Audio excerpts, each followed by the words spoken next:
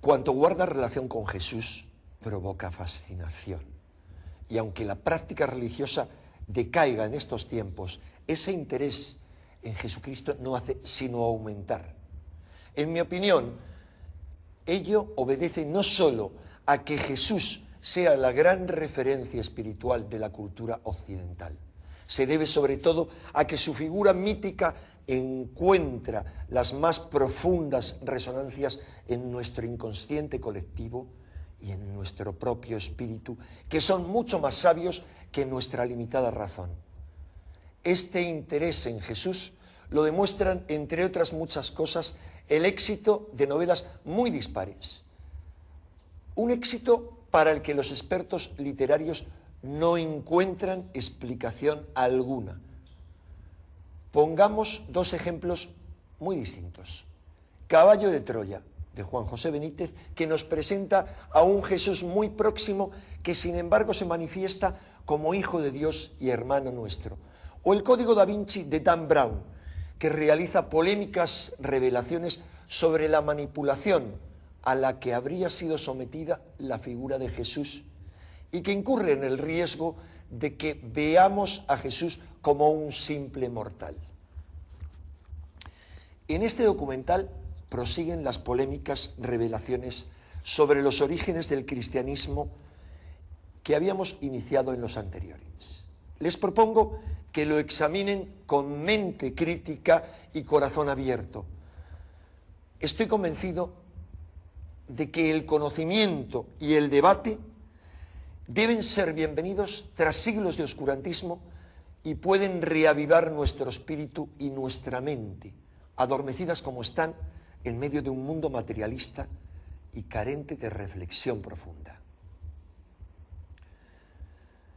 Sabemos que los 4 evangelios fueron escritos mucho tiempo después de la muerte de Jesús y que el credo y los dogmas cristianos que hoy conocemos fueron definidos siglos más tarde. ¿Qué sabemos entonces de cierto sobre Jesús? ¿Quién fue realmente? ¿El Hijo único de Dios? ¿O acaso un hombre extraordinario que acabó siendo mitificado? Ahora estamos descubriendo que la versión de su historia y del significado de su misión en la tierra que hoy conocemos no coinciden con la que tenían sus primeros seguidores. Y que entre los cristianos primitivos existían concepciones mucho más variadas y divergentes que las que hoy separan a las diversas iglesias cristianas. Este documental es una búsqueda a través del mundo de los místicos y de los gnósticos. Estos creían que todos llevamos una chispa divina encerrada en el fondo de nuestro ser.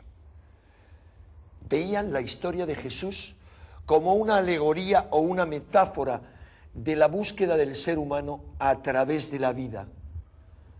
Una búsqueda del Dios interior que les conduciría hacia el misterio de la muerte y permitiría al ser humano encontrar la clave de la resurrección. Una búsqueda que es descrita en los antiquísimos evangelios gnósticos. Aquí tenemos uno de los 2 volúmenes que se han publicado en castellano, unos evangelios gnósticos que fueron hallados en Egipto hace 6 décadas. Estoy convencido de que la visión mística del cristianismo que descubriremos en este documental ofrece una alternativa a aquellos que tienden a ver a Jesús como un ser humano mitificado y a quienes buscan una espiritualidad practicable en las lejanas regiones orientales. Este documental nos descubre que no hay necesidad de buscar esa mística en el otro extremo del mundo. Podemos encontrar una forma de trascendencia más adecuada a nuestro psiquismo dentro de la tradición iniciática occidental. Una tradición que encuentra en el cristianismo su continuación y su síntesis más perfecta.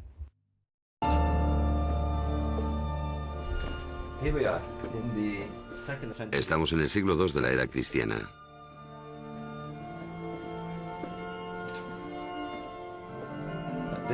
En el tiempo en que los cristianos no habían formulado aún su iconografía, sus símbolos o sus mitos, en un sentido, esto representa al otro mundo. Las regiones tenebrosas donde los iniciados contactaban con las divinidades. Es la luz que penetra en la oscuridad, buscando un camino a la vida futura. Los portales de la inmortalidad a través de la muerte. Y así, los iniciados llegaban aquí en total oscuridad, quizás sin antorchas, a impregnarse del espíritu del lugar. Simbolizaban el tránsito de la vida a la muerte y a la resurrección.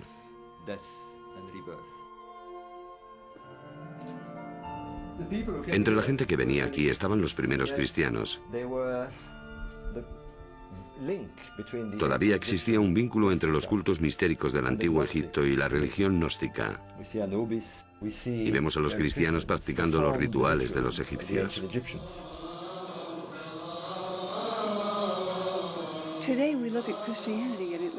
Hoy vemos el cristianismo y parece muy variado, desde los baptistas a los ortodoxos rusos, a los calvinistas y a los católicos romanos. Pero en el siglo I la variedad era mayor aún, porque no existía el canon de las escrituras del Nuevo Testamento, ni un credo universal, ni tampoco una estructura específica. Lo que me fascina es que entonces el cristianismo era más plural de lo que es hoy.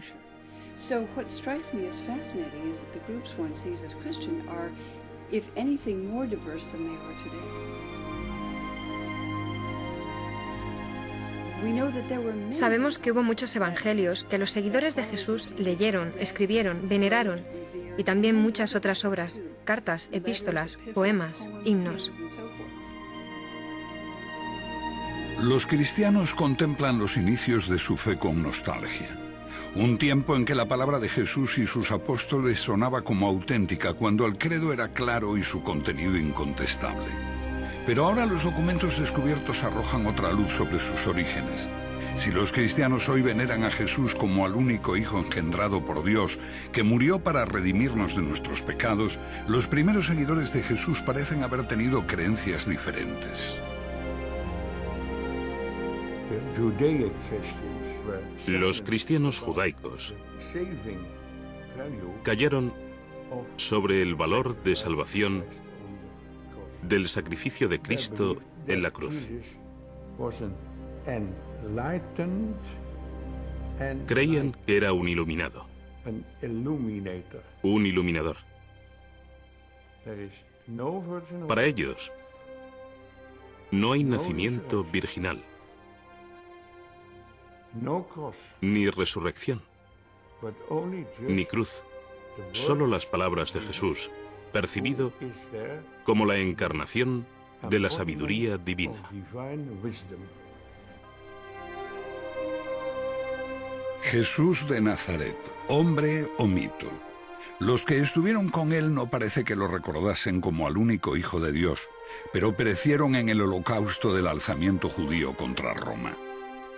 ¿Lo describen tan claramente los evangelios?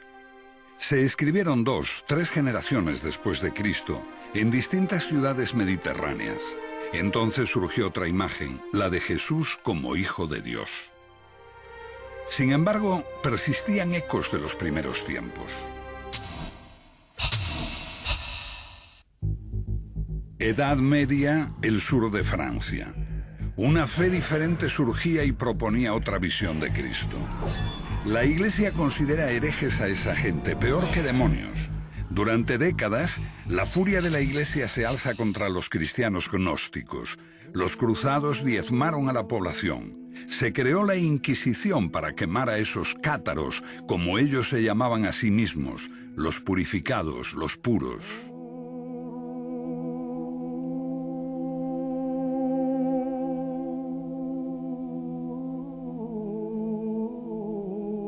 Después de muchos siglos, la gente empieza a recordar a esos cátaros y visita los lugares donde fueron martirizados. Los cátaros no fueron precursores de la Reforma. No eran una herejía de la fe católica. La suya fue una fe diferente y se remonta a los primeros tiempos del cristianismo, o incluso antes, cuando la gente veía el mundo como un reino de sombras, de espaldas a la realidad, a la verdad auténtica. Un hombre atado, incapaz de moverse, creyendo que las sombras que ve en la pared son la realidad. Sombras proyectadas por el mundo divino que está detrás de él. Mira, hombre. Es así como el filósofo griego Platón describía al hombre.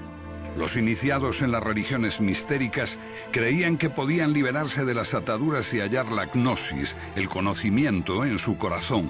Un conocimiento secreto que transforma al hombre y lo hace consciente de la verdad, del mundo espiritual. Son los gnósticos. Los estudiosos creen que esa búsqueda también caracterizó al cristianismo primitivo, antes de que se escribieran nuestros evangelios. Hay ecos de eso en las palabras de Pablo, que habla de buscar a Cristo dentro de uno mismo. Y también en otros documentos hallados hace casi 60 años en Nag Hammadi, Egipto. Los libros de Nag Hammadi son más importantes que los manuscritos del Mar Muerto, porque arrojan una nueva luz sobre el cristianismo, Jesús y Dios.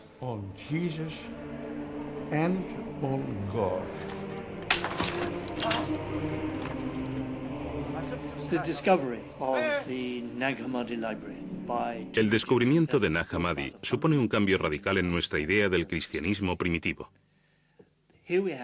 Tenemos aquí 52 manuscritos que nos hablan del primer cristianismo.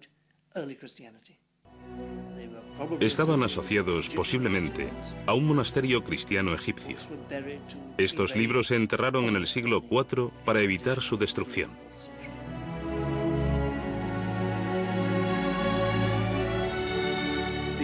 Nos dan abundante información. Es asombroso que los cristianos no se precipitasen a leer el Evangelio de Tomás y todos esos textos maravillosos. Me parece que eso demuestra el poder de la Iglesia romana, que los dejó a un lado y aún los considera heréticos y peligrosos. Y por supuesto lo son.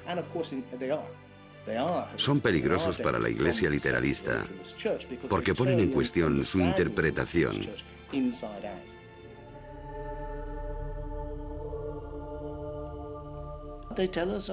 Nos hablan de las diversas formas en que la gente creía que se podía hallar la salvación. Por la contemplación, por la expansión de la chispa divina que hay en nosotros, comunicándose con Dios, buscando en nuestra propia alma una búsqueda individual de lo divino, sin la ayuda de sacerdotes u obispos. Suena atractivo. El gnosticismo es atractivo, sobre todo para la mente moderna, porque promueve una religión para el individuo, no para la Iglesia. Creo que es lo que los humanos han buscado siempre, hallar la divinidad por sí mismos. Pero esto es una simplificación, porque se trata de algo mucho más complejo. En cierto modo, es como tomar un baño de espuma y que entre jabón en los ojos. Enceguece a la vez que limpia.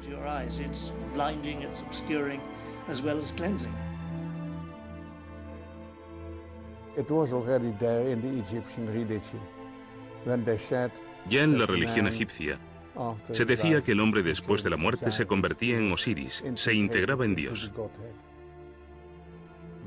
El hombre es un dios caído que recuerda el paraíso. Este es el concepto de todos los misterios de la antigüedad, de Isis, de Mitra, de Adonis.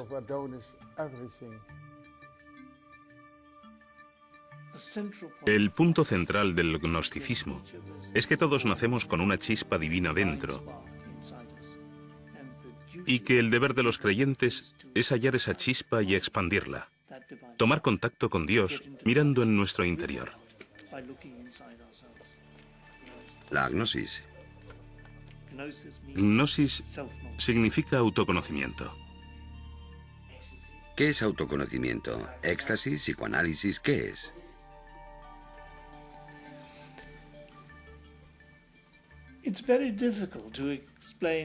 Es muy difícil explicar qué es el autoconocimiento y cómo se obtiene. No es como el psicoanálisis. No es una exploración intelectual del alma ni el éxtasis. Es la contemplación de uno mismo. A veces con la ayuda de un líder. Es la quietud, una sincera búsqueda individual.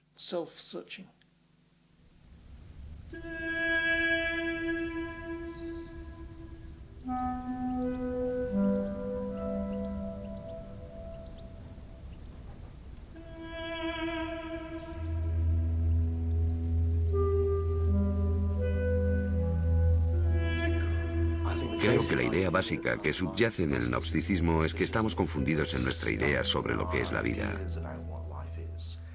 y sobre quiénes somos. Adentrarnos en un entorno como este echa abajo nuestros esquemas. Estás cara a cara con el mayor de los misterios, la muerte. La idea de que dejarás de existir como forma física y te enfrentas con el misterio absoluto del que proviene todo, el misterio que somos, el misterio que es.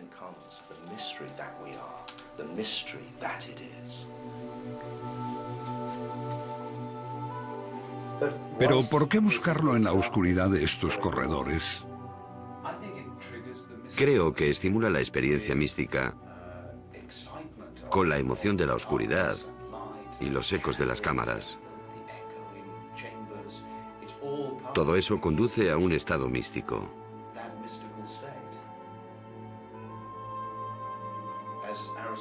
Como decía Aristóteles sobre los misterios, no vas allí a aprender, sino a experimentar. Si crees que solo es un proceso intelectual, te equivocas. Es algo mucho más grande que eso.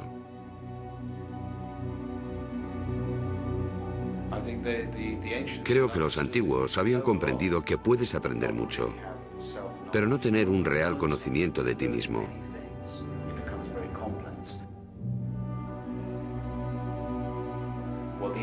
Lo que los antiguos buscan es un retorno a la totalidad, el conocimiento de la unidad de todas las cosas. Durante más de 2000 años la gnosis fue reprimida. Principalmente supimos algo de ella por las acusaciones de los padres de la Iglesia. Pero el hallazgo de Nag Hammadi en 1945 cambió para siempre nuestra forma de ver los orígenes del cristianismo. Los que los hallaron al principio los desecharon. Cayeron en manos de traficantes, algunos fueron quemados, pero finalmente llegaron a manos de la ciencia gracias a personas como Gilles Quispert, que llevó los manuscritos más importantes a Europa, y a sus amigos, entre ellos el gran psiquiatra Carl Jung.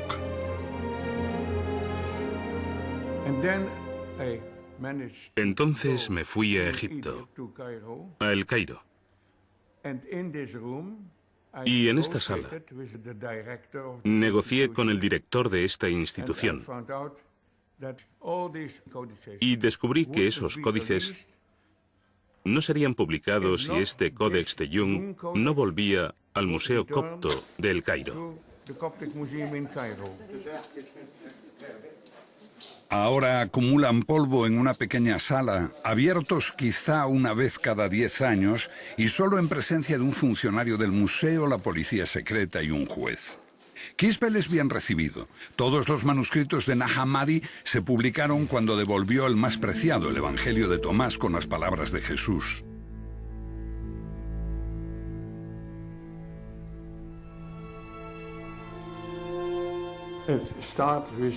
Empezó diciendo: estas son las palabras que Jesús dijo y que Dídimo Judas Tomás escribió.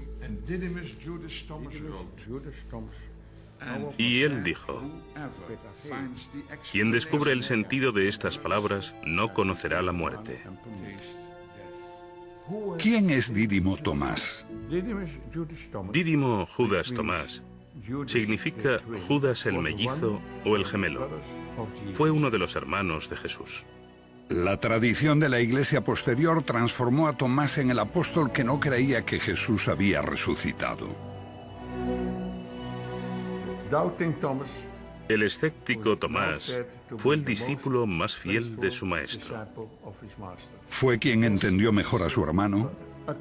Según el Evangelio de Tomás, sí.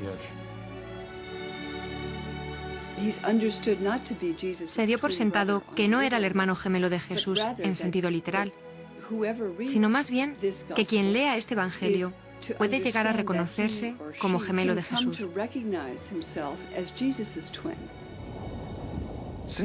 Dado que se ha dicho que eres mi gemelo y auténtico compañero, examínate a ti mismo.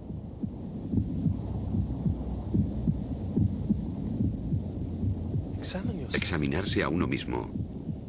Así puedes comprender quién eres. Y serás llamado, porque el que no se conoce a sí mismo nada sabe. Pero el que se conoce llega simultáneamente a la profundidad de todo. Lo que tienes dentro te salvará.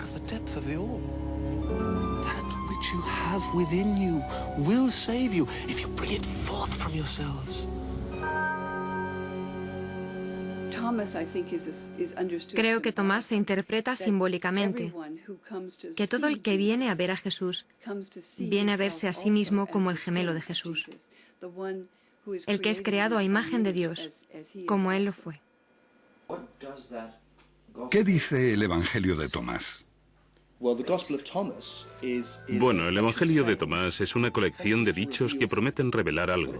Lo que el oído no puede oír, lo que el ojo no puede ver, lo que ninguna mano ha tocado y lo que nunca se le ocurrió a ninguna mente humana. Bueno, eso eres tú.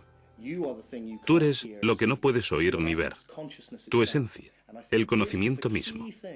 Y creo que esta es la clave si quieres entender qué es el cristianismo y qué es el paganismo. Un viaje de autoconocimiento. Este era el gran precepto que el dios Apolo dio a los paganos en el oráculo de Delfos. Buscar la gnosis, el autoconocimiento, conocerse a uno mismo. Y lo mismo sucede con los cristianos. Lo que busca es la parte de ti que no puede morir. No es que se te vaya a dar algo que no tengas ya, es descubrir que ya eres inmortal. Porque tu esencia no es el cuerpo. Si descubres lo que realmente eres, descubres lo divino. Descubres a Dios dentro de ti. Parece ser un cuerpo, pero eres conciencia. Y esa conciencia da testimonio del nacimiento, de la muerte, porque todos los gnósticos, incluidos los gnósticos cristianos, creían en la reencarnación, y este proceso era un poco como despertar e irse a dormir. Estabas en un ciclo de cuerpos diferentes, yendo y viniendo, pero no eras el cuerpo. Eras conciencia que da testimonio de esto, de modo que jamás naciste y posiblemente no podrás morir. Todas las cosas separadas son expresión de una misma cosa. Así, todos los seres humanos son imágenes. Ellos usan la palabra eidolon, de un demonio o espíritu. ¿Un reflejo de lo divino? No tanto un reflejo, sino la forma en que lo divino se hace consciente de sí mismo. Para el Padre, ellos emplean el término la deslumbrante oscuridad. ¿Te imaginas la luz sin nada que reflejar? Es lo oscuro. Entonces, la luz en sí misma es oscura. Y usan el término brillante oscuridad. Potencialidad pura, solo luz. Solo conciencia, sin nada de lo que ser conscientes. Cuando eso crea algo por sí mismo para ser consciente, o como la luz, algo para reflejar, el universo cobra existencia. Esta conciencia de Dios se expresa a sí misma en todos los seres. Así que todos nosotros somos imágenes o eidolons de la conciencia universal que es todo, que es Dios. El mito cristiano tal como lo conocemos marca un profundo abismo entre el hombre y Dios. Dios es Dios, nosotros simples mortales.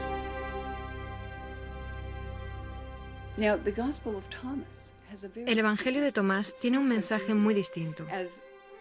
Habla de Jesús como el Hijo de Dios y habla de los otros humanos, como de los niños de Dios que no son conscientes de haber sido creados a imagen de Dios. La luz divina que se creó antes de que el universo se creara, cuando Dios dijo, hágase la luz, la humanidad fue hecha imagen de esa luz. Y en el Evangelio de Tomás, Jesús habla como una voz desde la luz.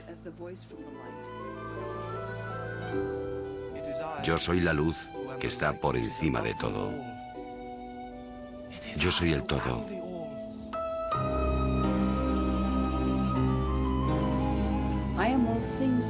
Soy todas las cosas. Todas las cosas salen de mí. Estoy en todas las cosas. Rompe un trozo de madera y estoy allí. Levanta la piedra y me encontrarás.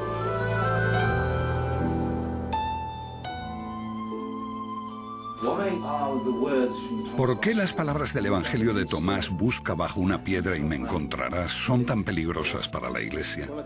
Porque es panteísmo. Sugiere que la divinidad está en todas partes y en todas las cosas. Lo que ocurre con el triunfo del cristianismo es que se traduce en la creación de una iglesia. Para llegar a Dios, tienes que hacerlo a través del obispo. Si quieres construir una iglesia, tienes que decir que la salvación solo es posible mediante, desde y a través de la iglesia. Y el representante de Dios en la tierra es el Papa. Esa es la única vía, mientras que para los agnósticos se trata solo de ti, tú puedes hacerlo.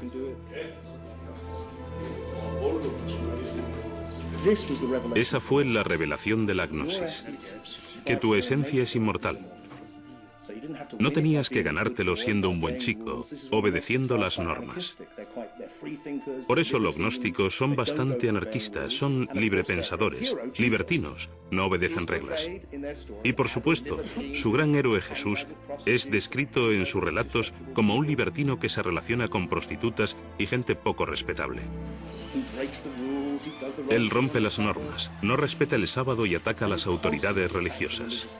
Es un clásico carácter gnóstico. Ellos eran así. Porque para ellos no hay que obedecer las reglas. Para ellos se trata de descubrirse a sí mismos, lo que eres de verdad. En el Evangelio de Tomás el mensaje es más importante que el mensajero. Es anterior a los 4 evangelios, como ocurre con un hombre considerado como fundador de la fe cristiana, pero que se empieza a ver con una luz diferente, Pablo. Pablo es gnóstico, habla del Cristo interior. Habla de la inmortalidad, como las escuelas mistéricas, porque Pablo existe antes de la historia literal. Pablo es un personaje totalmente malinterpretado en la historia. En tiempos de Pablo, digamos, no hay división entre gnosticismo y literalismo, porque el literalismo no se había desarrollado aún. 2 generaciones después, los evangelios de la Biblia hablan en detalle de la vida de Jesús. El mensajero se hace más importante que el mensaje, y Jesús pasa a ser literalmente el Hijo de Dios. Pero antes de eso, Pablo, a pesar de posteriores adaptaciones e inserciones, nos habla todavía de Jesús como de un misterio, una metáfora, una voz interior.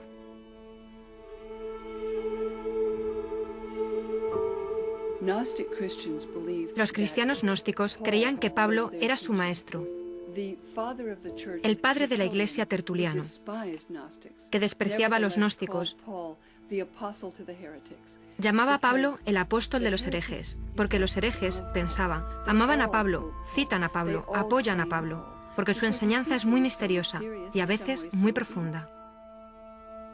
Si es así, el pensamiento de Pablo coincide con la mayor parte de las ideas elaboradas aquí. Quizá la ciudad más grande de la antigüedad, en la encrucijada de Asia, África y Europa, la ciudad de Alejandría. Alejandría en ese tiempo, la segunda ciudad del occidente. Allí se originó el gnosticismo. Allí vivían los egipcios, los griegos, Y había más judíos en Alejandría que en Judea y Galilea en aquella época.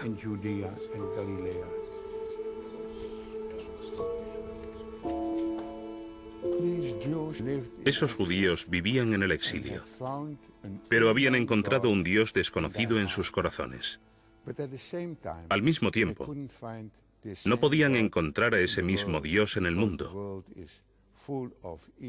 porque el mundo estaba lleno de mal y sufrimiento.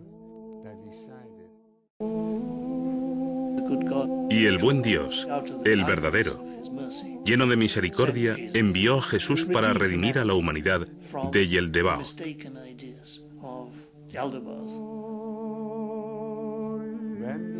Cuando esos judíos de Alejandría se hicieron cristianos, Jesús apeló a lo más profundo de ellos y dijo: quien se conoce a sí mismo conoce a Dios.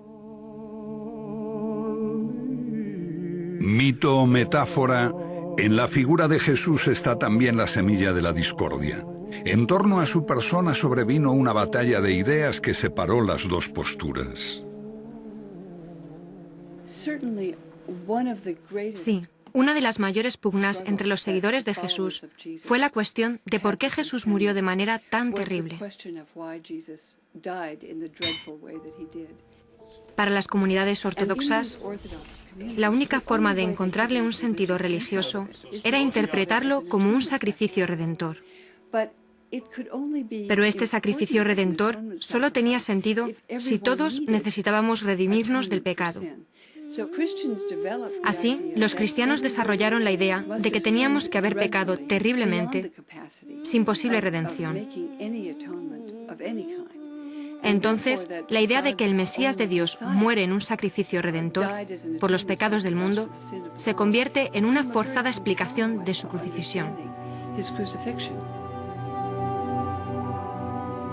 Así nace un nuevo elemento en la relación entre el hombre y la divinidad: el pecado original.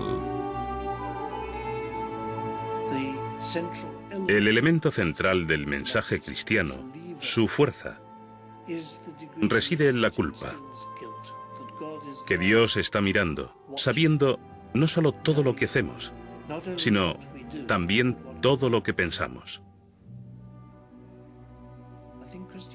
Creo que el cristianismo es bastante excepcional en el sentido de que Dios lo ve todo y castiga a los creyentes por sus malos pensamientos, por los pecados de la mente. El pecado y la culpa crearon un credo en el que predomina el miedo a Dios y al infierno, siempre presente en las prédicas de los sacerdotes. No es una idea que compartieran los gnósticos. La palabra pecador no figura en su diccionario. El Evangelio de Tomás no habla mucho de la discontinuidad entre Dios y nosotros mismos, sino de humanos creados a su imagen divina y, por tanto, con una especie de conexión, de afinidad con lo divino. El hombre es un Dios caído que recuerda el paraíso. Ese es el concepto de todos los misterios de la antigüedad y también de la gnosis. No hay espacio para el pecado. Por supuesto, eso no significa que seamos divinos y más, sino más bien que podemos encontrar nuestro camino hacia Dios cuando hallemos el camino hacia nosotros mismos, y que existe un medio de reparación para los pecados y errores que cometamos. Pero pecar es tan esencial que Jesús tuvo que morir para redimirnos, un argumento tomado de un antiguo mito: Adán y Eva y el primer pecado que hizo al hombre mortal. Los cristianos pusieron más énfasis en el pecado de Eva que los judíos. Antes del cristianismo ortodoxo, el pecado no era una cuestión central. Los maestros judíos, paganos, gnósticos coincidían en que tenemos la capacidad de seguir o de desobedecer a Dios. Tenemos buenos y malos impulsos. Se entendía que esta era la condición humana. Existe un gran debate sobre esto, porque algunos cristianos creían que era absurdo, lo de comer una manzana. Una desobediencia inocente por la que Dios condena a los hombres a una existencia inferior, lejos del paraíso. Un castigo totalmente desproporcionado.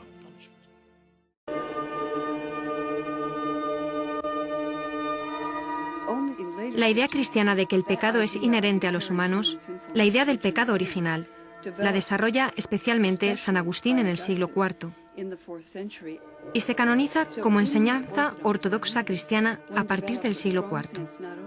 Esas comunidades ortodoxas desarrollan no solo un fuerte sentido de la distancia entre el hombre y Dios, sino que hay una condición pecaminosa en el hombre, innata e irredimible, aparte de que la muerte de Cristo se entiende como sacrificio. Jesús, un iluminador, la voz, el símbolo de lo divino. Un gnóstico veía a Jesús como al hombre que recibió la iluminación con el bautismo, cuando se transforma como Buda en aquel que conoce, el Cristo. Los cristianos ortodoxos creen que si Jesús era divino, era el Hijo de Dios, su único Hijo, y también tenía que haber nacido divino, algo que los gnósticos consideran pueril. La ruptura queda clara con el último evangelio, el de Juan.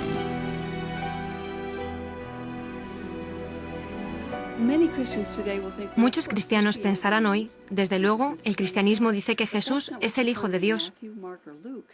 Pero esto no es lo que vemos en Mateo, Marcos o Lucas. Encuentras que Jesús es el Mesías de Dios, el que enseña el camino de la rectitud. Se podía ser un judío muy devoto y seguir a Jesús en eso. Pero con el Evangelio de Juan, la afirmación de que Jesús es Hijo de Dios, y más aún, su único Hijo, es una afirmación radical que no veo mencionada por los ortodoxos antes del año 160 más o menos. Pero esta idea se convierte en la lente a través de la cual los cristianos leen los Evangelios.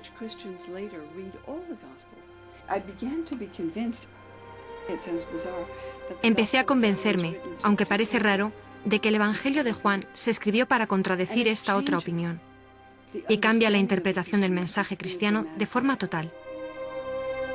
Jesús, el único Hijo de Dios, pero para los gnósticos era una metáfora, un símbolo de lo divino que reside oculto en todos nosotros. En ese sentido, todos somos hijos de Dios. Todos somos hijos de Dios, si descubrimos nuestra verdadera identidad. Si no, nos hallamos en estado de muerte. Esto es fascinante, creo. Estamos muertos. Para los gnósticos y los místicos, este es el otro mundo en el que estamos muertos en espíritu, porque creemos que somos el cuerpo y no es así. Somos Dios, si acaso. Somos la única conciencia del universo. Nos confundimos a nosotros mismos por esos cuerpos individuales y todos los problemas que causan. Lo que necesitamos es resucitar. Y la historia completa es así. Necesitamos morir por la identidad del cuerpo, que es el centro de la cuestión. Y necesitamos resucitar a nuestra verdadera identidad, que es el Hijo de Dios, que es el Cristo, la conciencia del Padre. Entonces todos somos Cristo, y todos necesitamos resucitar, y cuando lo hagamos el Cristo resucitará. En ese sentido, el mito, la historia completa de la crucifixión de Cristo y la resurrección, ¿es un modelo para todos y cada uno de nosotros? Sí, precisamente. Es un modelo que se encarna en la iniciación. Con los literalistas cristianos esto pronto se convierte más bien en una idea macabra, que al final de los tiempos resucitarás con tu cuerpo y serás de nuevo un cuerpo físico. Porque es lo que creen que le pasó a Jesús. Vino en cuerpo físico y murió literalmente, y eso es exactamente lo que te pasará a ti, o al menos te pasará si comprendiste el mensaje cristiano. Los gnósticos, desde luego, dicen todo lo contrario. Si no comprendes el mensaje, regresarás en un cuerpo por la reencarnación. Si lo comprendes, te darás cuenta de que no eres un cuerpo, que eres el Cristo, uno con Dios, y no será ya necesario este ciclo de reencarnaciones. Casi una fe diferente, un enfoque opuesto. ¿Cuál fue primero? ¿Cuál fue el origen? Tenemos al literalista cristiano Policarpo, y unas décadas después, a mediados del siglo II, tenemos a Tertuliano, diciendo que los seguidores de los gnósticos llenan el universo. Así te haces la idea de que esta iglesia literalista existía desde los apóstoles y que los gnósticos fueron una desviación muy posterior. Lo que estamos sugiriendo es que en realidad es totalmente al revés. Los gnósticos se propagaron en el siglo I y II y fueron machacados por una iglesia literalista que entonces comenzaba su andadura. La ortodoxia, como la conocemos, surgió después del gnosticismo y en gran medida fue una reacción al mismo. El cristianismo se define por aquello que se le opone. Por oposición al gnosticismo, gradualmente fue defendiendo sus propios términos. A partir de una gran variedad de evangelios y unas 7 u 8 generaciones después de Jesús, los padres de la primera iglesia ortodoxa empezaron a escoger unos pocos textos que conformarían el Nuevo Testamento y definirían el credo. Creo que la amenaza de persecución obligó a los líderes cristianos a buscar unas enseñanzas básicas en las que todos estuviesen de acuerdo.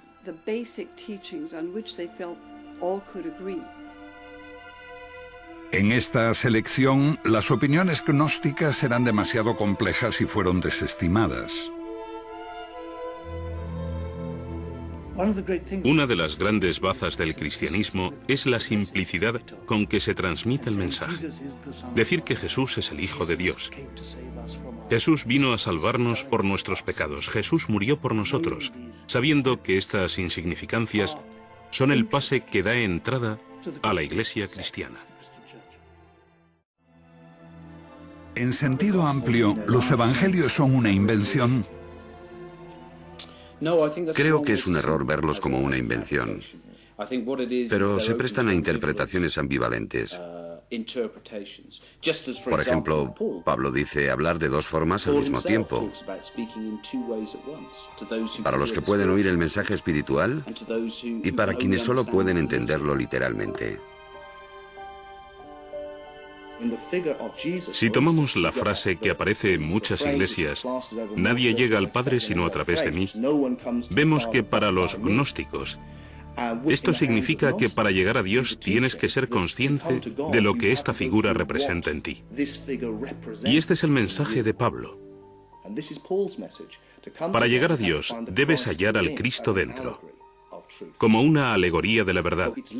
Pero el literalismo dice, no, este es el único camino. Creo que después de tener esta idea de una encarnación literal del Hijo de Dios, no la de un mítico Hijo de Dios, entonces, el concepto es que para tu propio bien, debes salvar el alma de otros. Y todos deben creer esto, obligados por su propio bien.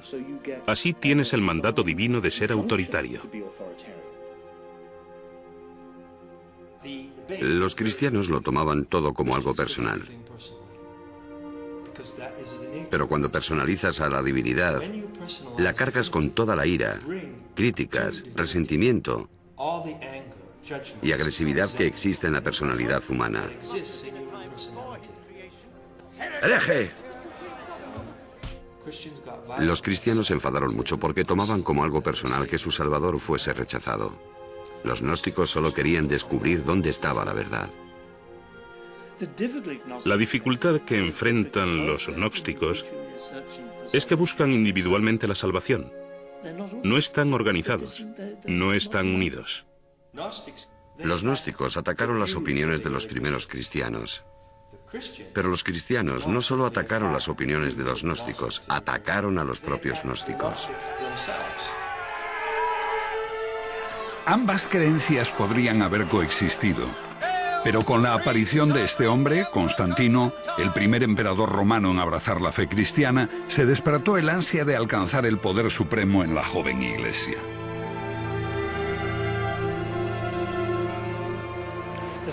La historia dice que Constantino tuvo una visión, un sueño. donde veía la señal de la cruz en el cielo, y se convenció de que si se hacía cristiano y utilizaba este emblema, ganaría la batalla contra su rival pagano. Fue aquí, en el puente Milvio, donde tuvo lugar una gran batalla que colocó al cristianismo en su triunfante camino al éxito.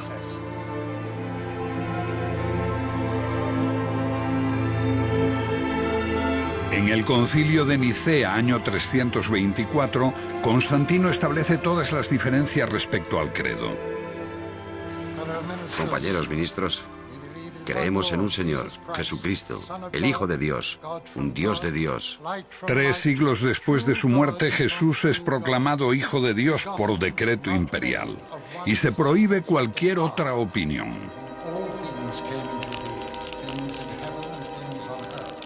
When Christianity allies with the state to create a religious monopoly, that's when Christianity becomes... Cuando el cristianismo se alía con el Estado para crear una religión oficial, es cuando se vuelve algo radicalmente diferente, triunfante, exitoso. Pero al haberse aliado con el Estado empieza a cometer los mismos crímenes que había denunciado en sus primeros 300 años de existencia. Persigue, mata por la religión. Se transforma en una institución jerárquica, opresiva, necesariamente conservadora.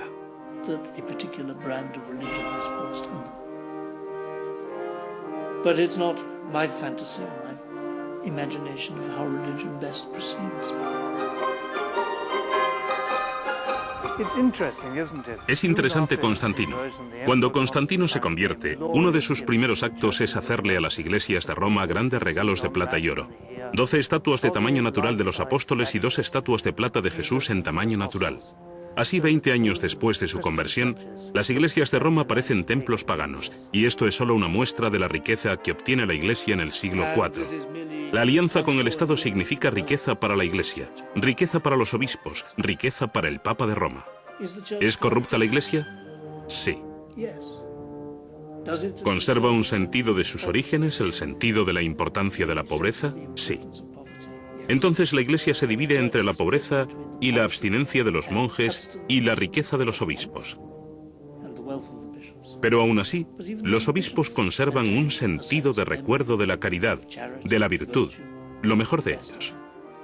Esto siempre desgarra, hay siempre esta tensión interior. Jesús jamás fundó una iglesia. No dejó instrucciones para una iglesia. Es una invención posterior, diseñada para reforzar el poder de la Iglesia católica. Es inconcebible que Jesús, un simple hombre de Galilea, pretendiese fundar una iglesia universal. ¿Piensa que Jesús dio alguna autoridad a Pedro? Otra vez, esas leyendas son invenciones, como la donación de Constantino. La donación de Constantino es una farsa. Había un documento que la Iglesia en la Edad Media afirmaba que era un contrato escrito por Constantino en su lecho de muerte. Aquí os doy el imperio para que lo custodiéis. Entonces, cuando este se reveló como una falsificación, se inició la Reforma Protestante. De algún modo, todo lo que hemos hecho es escuchar a los perdedores. Fueron destruidos en el siglo IV. Hemos retrocedido y dijimos, solo porque perdieron esa batalla, solo porque la Iglesia romana, con sus ideas de un Jesús histórico y una religión literalista, tomó el mando, no quiere decir que su versión de los hechos sea la verdadera. ¿Qué le pasó a los perdedores? Fueron erradicados. Todos los que conociesen la otra historia, gnósticos y paganos, fueron expulsados del imperio. Los templos se derribaron, los filósofos fueron asesinados, los libros prohibidos y quemados. Si el cristianismo era la religión favorita de Dios, entonces uno podía pensar que al triunfar se hubiera entrado en la Edad de Oro. Todo lo contrario, se entró en un tiempo de oscuridad, en el que la gente incluso olvidó cómo hacer casas de ladrillos. Y hubo que esperar hasta el Renacimiento, cuando esos instruidos paganos regresaron a Italia, a Florencia, Los libros de Platón, que habían estado prohibidos durante 1000 años, volvieron como la hermética y de pronto Botticelli empezó a pintar cuadros de dioses paganos. Lo llamamos el renacimiento de la cultura occidental, porque ésta vuelve a ocupar el lugar que tenía antes del triunfo del cristianismo. La creencia en la historia de Jesús era originalmente solo el primer paso en la espiritualidad cristiana, el misterio exterior. El significado debía explicarlo un maestro iluminado cuando se estuviese maduro espiritualmente. Una comprensión mística de Dios más allá del simple dogma. Aunque había muchos grandes místicos cristianos en los últimos siglos que intuitivamente vieron este nivel simbólico más profundo, como cultura hemos conservado solo los misterios exteriores. Creo que conservamos la forma, pero hemos perdido el significado. Mientras las iglesias se vacían, la gente busca por todas partes. A veces tan lejos como el otro extremo del mundo, sin darse cuenta de que una antigua tradición que buscaba lo mismo yace en lo profundo de nuestro pasado.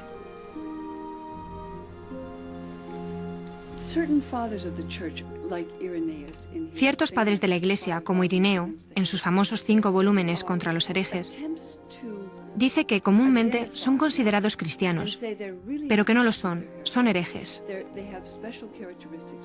Y tienen características especiales.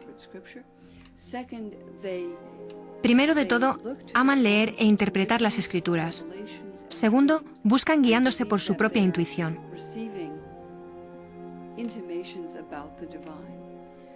Tercero, están investigando constantemente, siempre abiertos a nuevas exploraciones.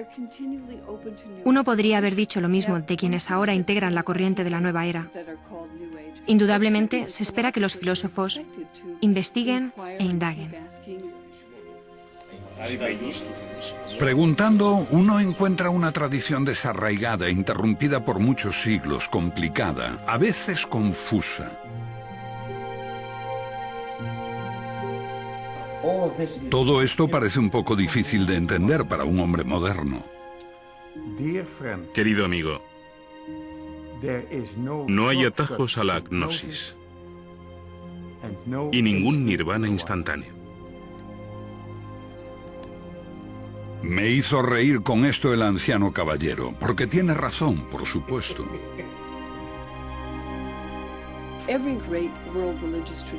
Toda gran tradición religiosa mundial, ya sea el hinduismo, el budismo, el islamismo, el judaísmo, tienen las enseñanzas para todos. La enseñanza esotérica, que se supone siguen todos sus fieles. Y también una enseñanza esotérica o mística.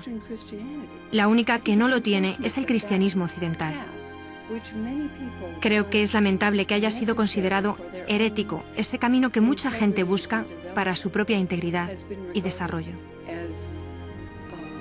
Either heretical or a path leading